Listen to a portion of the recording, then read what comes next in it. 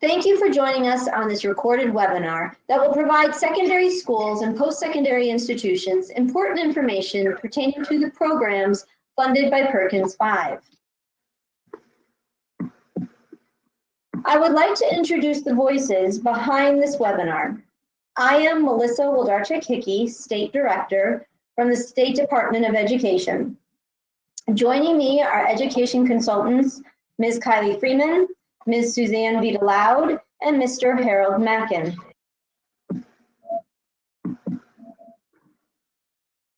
This webinar will discuss the following areas: Perkins V and CTE, Perkins V special populations, Perkins V elements of emphasis, middle school funding, Connecticut career clusters, career cluster pathway and program of study, Connecticut local needs assessment, resources, and other areas.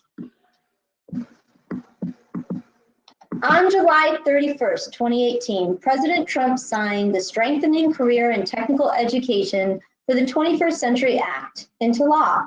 This bill amends the Carl D. Perkins Career and Technical Education Act of 2006, Perkins IV, and this amended act is now referred to as Perkins V.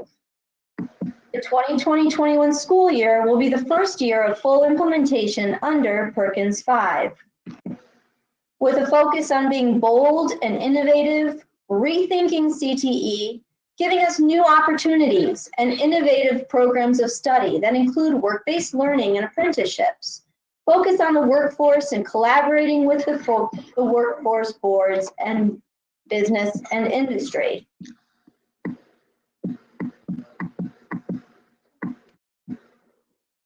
By now, you have seen the list of individuals that Perkins V includes in special populations.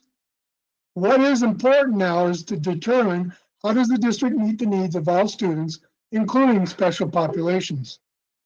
Start by identifying and reducing barriers that prevent special populations from participating in quality CTE programs.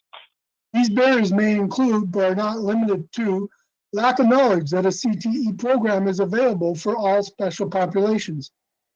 Mindset by staff and parents that a special population will not be successful in CTE courses due to limitations seen in the student.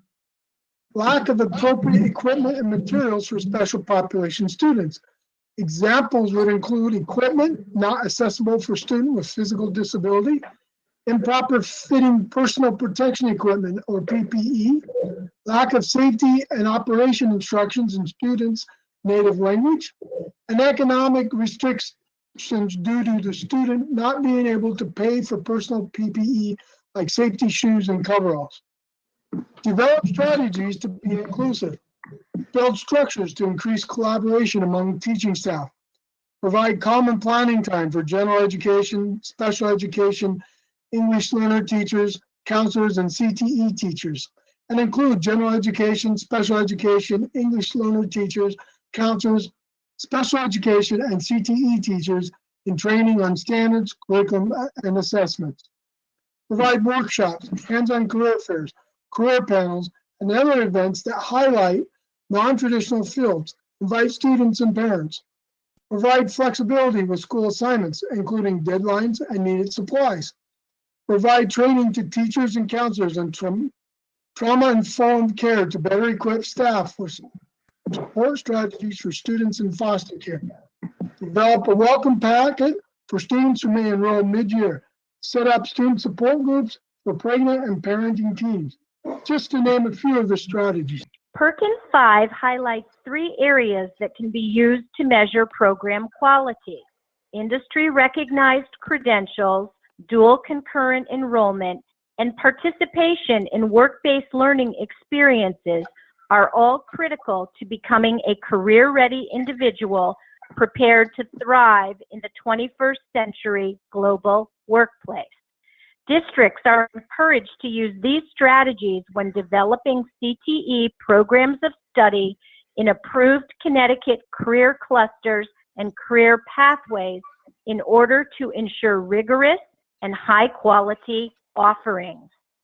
First, industry-recognized credentials take multiple forms, including college degrees, apprenticeships, certifications such as a certified nurse aide, state licenses such as a registered nurse, or a credential issued by a recognized third party such as ServSafe, Parapro, or Adobe Dreamweaver. Next, work-based learning experiences are varied with multiple forms for students to leverage. These include supervised agricultural experiences, internships, work at a school-based enterprise, such as a school store, school-based bank or credit union, nursery school, or cafe. Apprenticeships and pre-apprenticeships must be registered with the Connecticut Department of Labor and allow students to earn while they learn. A new form of work-based learning that is gaining traction is the simulated work environment model, where students follow 12 protocols which mirror an actual workplace environment.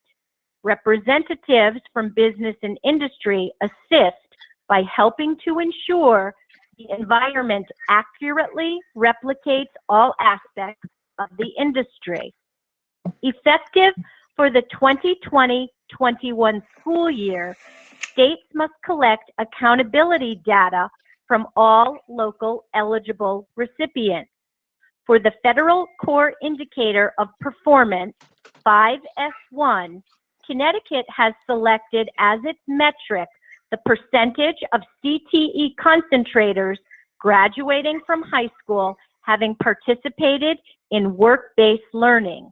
The Strengthening Career and Technical Education for the 21st Century Act defines qualifying work-based learning experience as sustained interactions with industry or community professionals in real workplace settings to the extent practicable, or simulated environments at an educational institution that foster in-depth, first-hand engagement with the tasks required in a given career field that are aligned to curriculum and instruction. The Connecticut State Department of Education utilizes the School Courses for the Exchange of Data, SCED classification system, workplace experience codes for those courses that meet the core indicator requirements in order to determine alignment to the intent of the federal definition. The COVID-19 pandemic has greatly impacted work-based learning experiences. Educators must deal with the new normal of a virtual world. Students, school-based mentors, and workplace mentors have all worked to innovate and adapt by using the internet. Unfortunately, internet connections are not always available for all students, and phone contact may be used for some lighter touch work-based learning experiences. Where possible, high schools are engaging students on the work-based learning continuum through virtual engagement, virtual job fairs, virtual job experiences, virtual mentoring. Please note that work-based learning programs may need to modify and adjust contact rules or policies for students who are engaging in remote work-based learning by adding extra safeguards for a virtual world. When in doubt, educators should consult with legal counsel, their boards of education, their Perkins mandated advisory councils about changes necessary to ensure student safety at all times. Finally, dual concurrent enrollment programs help students earn college credit while still in high school. Connecticut allows students to earn these credits through the College Career Pathways program with the community colleges, the Early College Experience program with UConn, and also articulation agreements with private colleges and universities such as the University of New Haven, Quinnipiac University, and Sacred Heart University. CTE middle school, grades 6 to 8 programs can be funded if an eligible recipient includes middle school as part of their Perkins local application. The restrictions for funding include a maximum of 10% or $3,000, whichever is greater, for all middle schools in an eligible recipient's district. There must be a career exploration course in the middle school. Specific CTE courses can only be taught if the high school has pathways in that same cluster, and the courses be taught by or co-taught by a CTE certified teacher. The 12 Connecticut career clusters listed on this screen should be the foundation of the district's CTE program.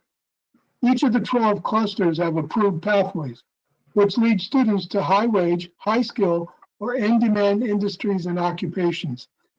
Each of the career clusters has approved pathways that must be utilized for eligible recipients.